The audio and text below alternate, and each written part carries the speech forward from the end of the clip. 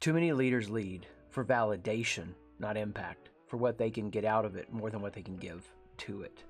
Hi, my name is Chris, and I'm obsessed with how leaders grow and develop, and I too have insecure moments. We all do. Glad you're here with me now on the Sight Shift podcast so you can learn how to lead for impact, not validation. Well, welcome into the Sight Shift podcast once again. Glad you are here with us. He's Chris. I'm Mark, and we're right in the middle of our series on the Lead for Impact book. If you don't have your copy, find it on Amazon. Lead for Impact: Why Mindfulness, Empathy, and Psychological Safety Don't Make Great Leaders. And we're going to really start to dig into that subtitle today as we progress throughout the episode. So I want to start with this statement. It's made early in the chapter thematically. This is an exact quote, but something along the lines of the way we lead is indicative of the things that we value. Or said differently, we express our impact as leaders by the things that we value.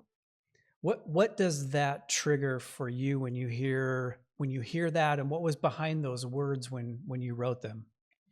Yeah, well, every leader thinks that I'm bringing what the organization needs because I'm seeing what's needed and I'm bringing what's needed.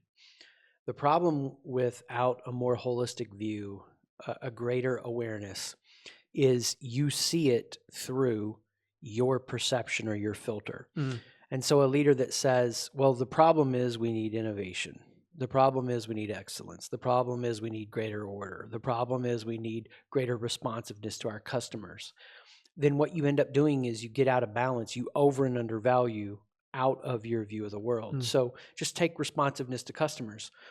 In our business with Sight Shift, I can think of like 8-9 years ago, we needed to leave a customer group behind to better serve a different customer group. We needed to leave 2 years ago a customer group, so to speak, behind to serve a different one. Yeah. And so if we were overvaluing responsiveness and we just gave people what they asked for, we wouldn't imagine the greater horizons of where we could go. So that for me is not something I overvalue.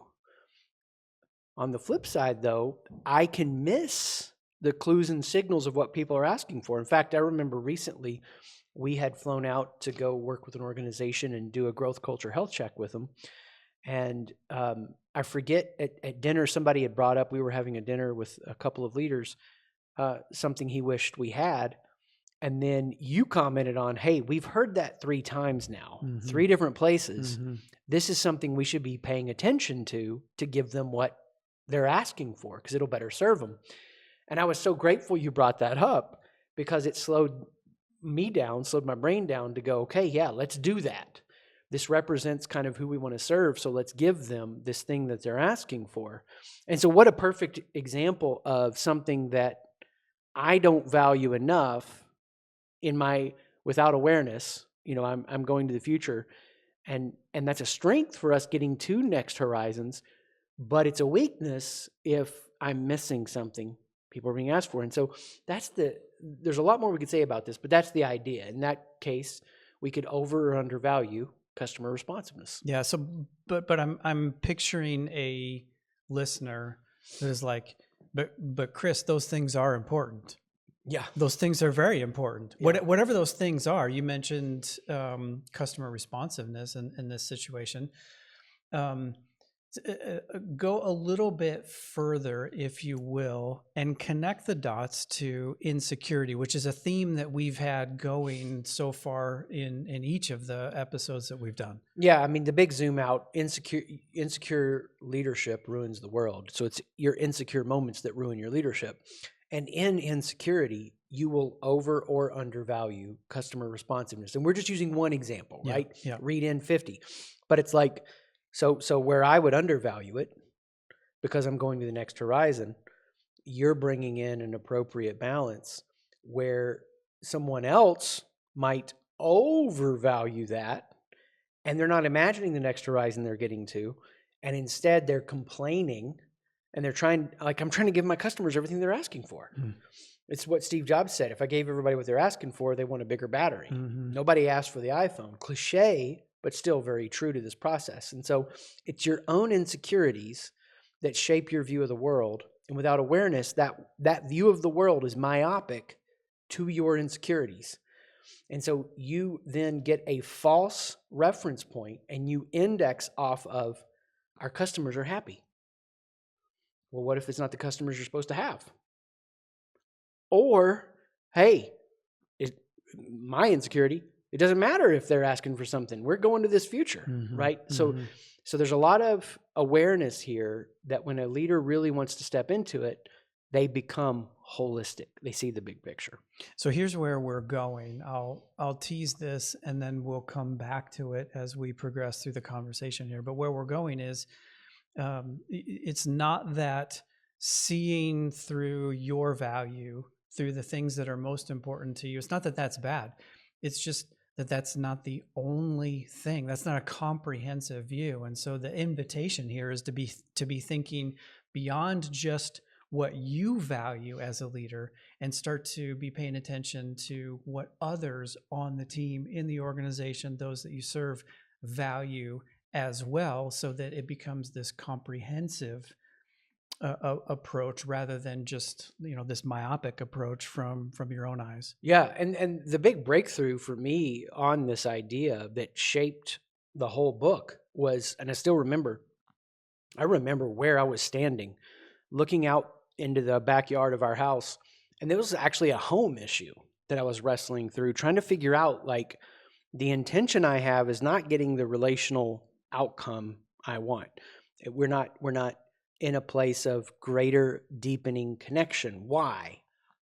Oh, Mark, I mean, it was just a revelation. It was like, I am serving my values rather than them serving me. And as a result of me serving these values, I'm overdoing things and I'm underdoing things that aren't important to me, but are important to the context of this home. And I mean, we could camp out on that for 10 years and still not wear it out. Right. So let's keep moving. Good segue. So this may seem like a bit of an abrupt transition, but there's a formula that this book goes against that's in current thinking, current wisdom, or current teaching anyway. And that formula we would say is broken. And it goes something like this: mindfulness equals empathy plus psychological safety. This is where we're going to start to tip over some sacred cows here. We would say that formula is a broken formula. Why? Yeah. It's funny though. One of our team members said this in a meeting this morning. We anticipated a lot more controversy over the statements we're making. And yet instead it's been the opposite of like, yes, this is totally true. So I think we're putting to voice something that people know deep down. And here's the idea. We know mental health suffering is off the charts in the first world. And we know it's in the data. It's undeniable. And so how are we trying to answer that? And we just talk about companies and organizations. We're trying to answer that by mindfulness as the starting point. And we're trying to say, okay, if you can become more mindful, your suffering will decrease. And we have a very, like, I love the way that we talk through it in the book. And it's very sophisticated and nuanced and clear. But at the end of the day, mindfulness is being able to separate from the experience. I am more than my thoughts and emotions and ideas. I'm more than the bad performance review I got. I'm more than the overwhelmed feelings I have about the priorities that are just handed down to me, and I've got 17 more things to do than I did yesterday. I'm more than the pressure I feel to hit the quarter's numbers. I'm more than whatever. That separation from your circumstances, your ideas, and your emotions is so powerful. It's a great starting point, but it's a terrible ending point. That mindfulness, the point of it isn't to go. The point of it is to then be positioned for a mindset upgrade. So what changes in the way that I'm relating to this current struggle that's causing me stress that allows me to get to a higher level? And I mean, you know, some of mine over the last few years, it's not that I need calmer waters. I need to become a better swimmer. Yep. Right. So mindfulness is I acknowledge choppy waters. I'm not defined by these choppy waters. I don't have to be crushed by these choppy waters. I wish these waters were calmer. Mindset upgrade. I need to become a better swimmer. And you know, the one I've been recently talking about the last couple of weeks, that I can give more background on if it's needed, but you can't choose to be great every third day, you know? So that's a really motivating mindset upgrade for me. And the provocative piece here, and if this takes us further, we can come back to it later, Keep going. is we have conditioned a reality in the West that is completely absorbed in our thoughts, ideas, and emotions, and we don't know how to separate from them. And we have a fascination with the East and meditative practices that allow us to go, I can become mindful and I can separate from it. But neither of those is complete. Because if it was, then the Buddhist monk meditating would meditate so effectively, he would get up off the mat and go, I'm going to go do this thing. I'm going to go make the world better here. I'm going to start a family. I'm going to start a team. Whatever. I'm going to apply myself into activity that comes from the mindfulness. The mindset upgrade is going to draw out my best activity versus if you think this is the ending point, you just stay on an endless hamster wheel of chasing mindfulness. And it must not be doing its job because I'm never getting up and saying, well, now I need to bring a mindset upgrade and make this world around me a better place. Yeah. Yeah. We'll come back with next episode to the Buddhist Perfect. monk and that we'll dive into that a little bit deeper. What's occurring to me, hearing you say that and the day and time in which this is recorded is that if it were working, if this effort toward mindfulness were working, we would have much more resilience in the choppy waters. Whatever the choppy waters look like for the individual, the external circumstances that are creating that adversity, that chop in the water, the answer isn't to separate yourself from the chop. It's to learn how to be a better swimmer. It's to learn how to be more resilient and less fragile in that moment. And so I think that's maybe where we expected planting a flag here would create a little more controversy, but what we're able to do is give voice to, give words to what people are already experiencing. It's not working. It may be a good starting point, but it's a bad ending. It's a bad ending point. Yeah. Well, and you know, I think I appreciate just the way that we see the world of work differently. That's part of what makes our partnership strong. And you think about like, what good does it do on the operations side of the business to go, well, here's the problem. We're more than the problem. We're not defined by the problem. Okay, my mind now is mindful of that and I'm comforted. But how do I draw up the resources to creatively solve this problem? Yeah. So, yeah, right on. And I think, you know, I'm inspired by the different way you look at it.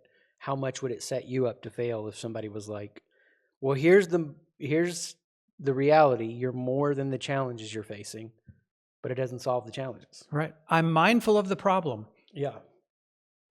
Now what? So what? The problem still exists. Yeah. And in the context of work, the problems need to be solved. There's a never-ending list of problems that arise in the process of going after the goal, the mission, serving the customer. And so being aware of the problem allows you to then solve the problem. It doesn't mean you can just check out and escape the problem. And you know, I think there's a way to encourage leaders listening to this, because I think a lot of the people I connect with,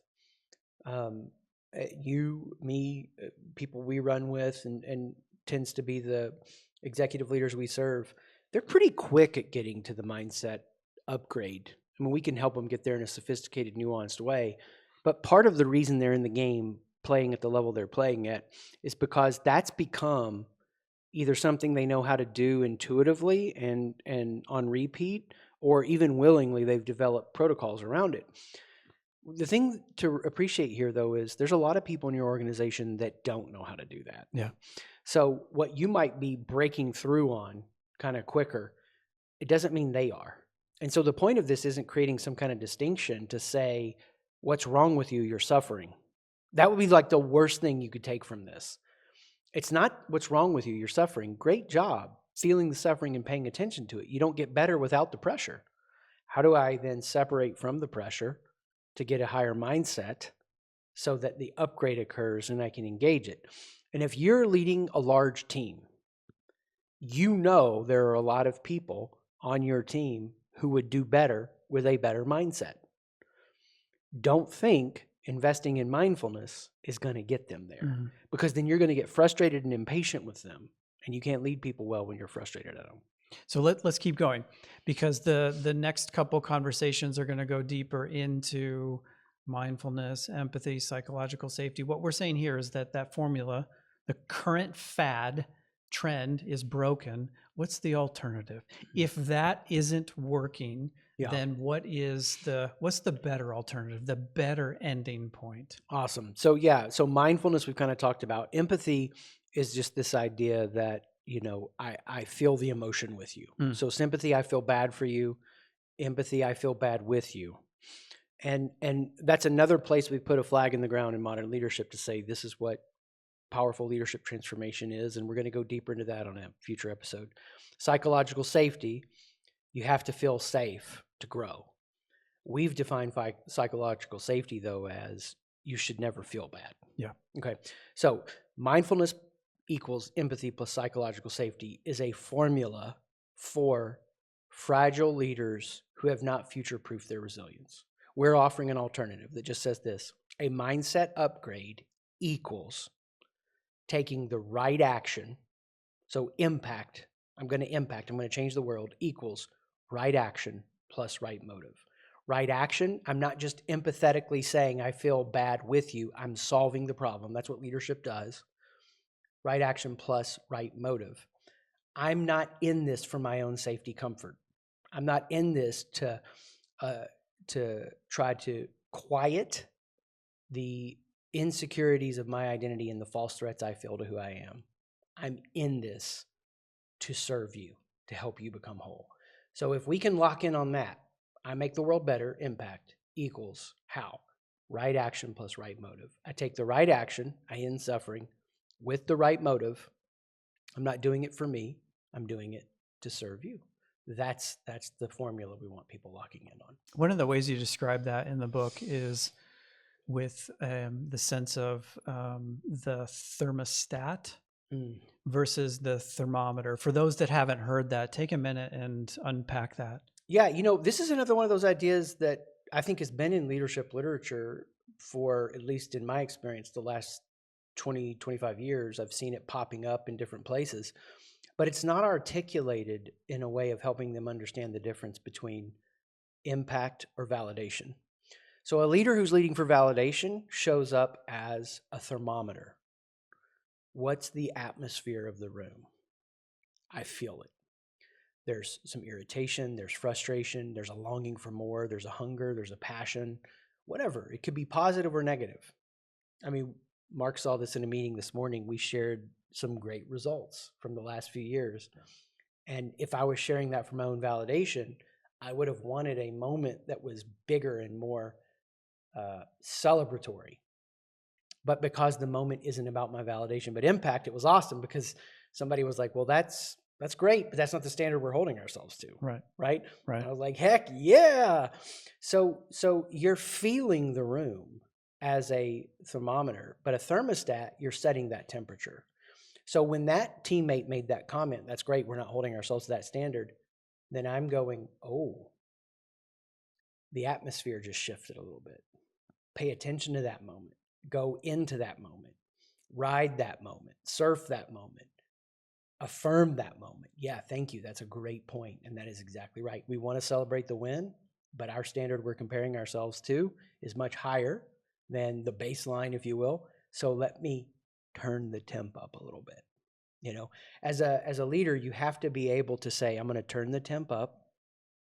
I want to increase the tension in this moment. I want to allow the conflict to develop. I want to allow the confusion to keep rolling into a greater clarity. I want to allow the change we're wrestling with to feel hotter. or hey, we got some heat going right now. We need to pull the air down some. Mm-hmm. We need to cool it off a little bit.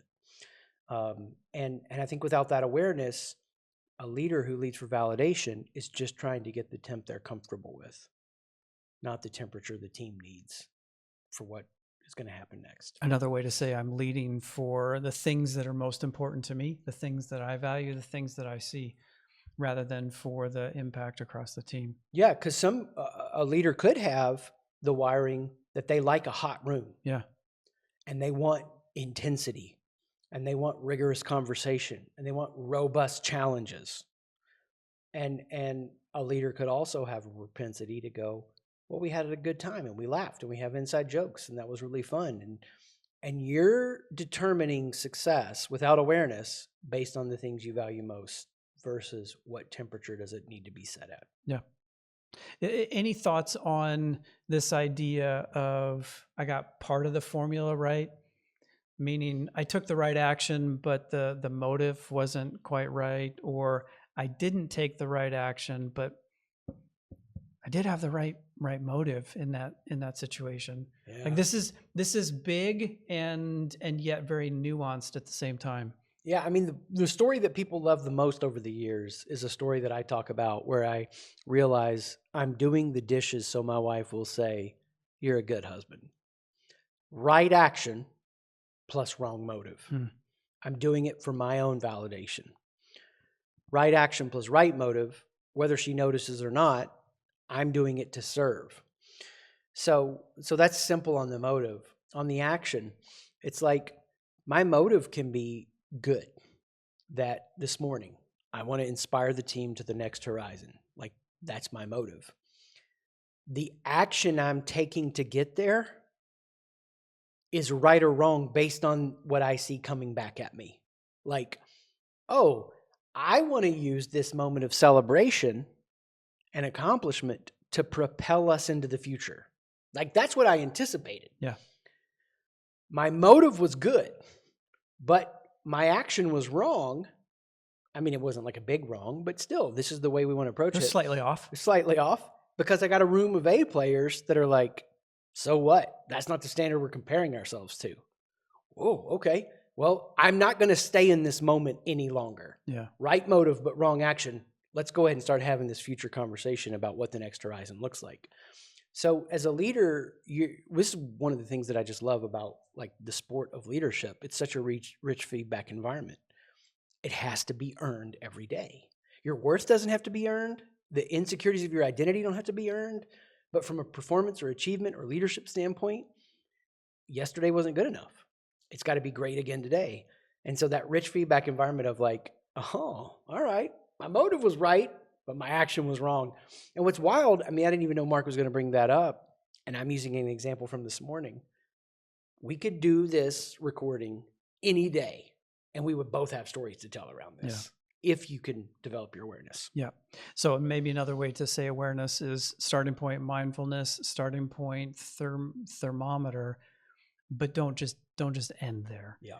That's a good starting point to pay attention to what's happening around you and in yourself. But it doesn't lead to impact. It just leads to validation and over or undervaluing things per your insecurity. We're both past this moment, but it just occurs to me. I mean, anybody that's been through it can identify with it, and a lot, no doubt, are in it still. You know what it's like when you come home from work and you can feel the temperature of the house, like, especially when the kids are little, and what's the atmosphere like? Yep. Read the room. Read the room. And what a great starting point. Terrible ending point. Read the room, lead the room. So I'm going to read the room, and then we're going to go where we need to go next. And that could be decompressing, laughing, wrestling with dad on the floor in front of the TV, watching our favorite cartoons. I mean, there's a million ways to think about this. But when you're not doing it for your own validation, you can read and lead the room. Yep. Anything that we didn't get to in the conversation today, or like if there was one thing, if the listener only was to take away just one thing from the conversation, what would that be? We're giving a definition to impact that's based on ancient wisdom. You can look at the book to find where the ancient wisdom comes from. And it's just this: right action plus right motive. And we get caught up in, because we want our own validation, wrong actions or wrong motives. And it's not half of that, it's all of that. What's the right action with the right motive? And if you think you take the right action, the right motive, you'll be perfectly understood and never face misjudgment, then you're going to be hurting out of the gate, because the nature of leadership is to take people somewhere they haven't yet imagined. So the right action plus the right motive is impact, but that impact very often is met with misunderstanding, misjudgment, and that's okay, because that's going to refine you and make you better. Yeah, it's not one and done. Yep, exactly. Yeah. Well, thank you for being with us for another episode. As always, this is right in the middle of a series. If you haven't listened to the previous 4 episodes, I would recommend you go back to the beginning, get caught up, and get yourself a copy of the book so that you know right where we are, what we're talking about, and where we will be headed next. As always, there's more on the website, SightShift, SIGHT, shift.com. You can engage more there, learn more. And Chris, it's always fun. It's always a pleasure to do this. Thank you again, listeners, for being with us, viewers for being with us, and we'll see you again next time. Thanks for joining me on this episode. There's always more for you at SightShift, SIGHT, shift.com, to be the leader you were meant to be.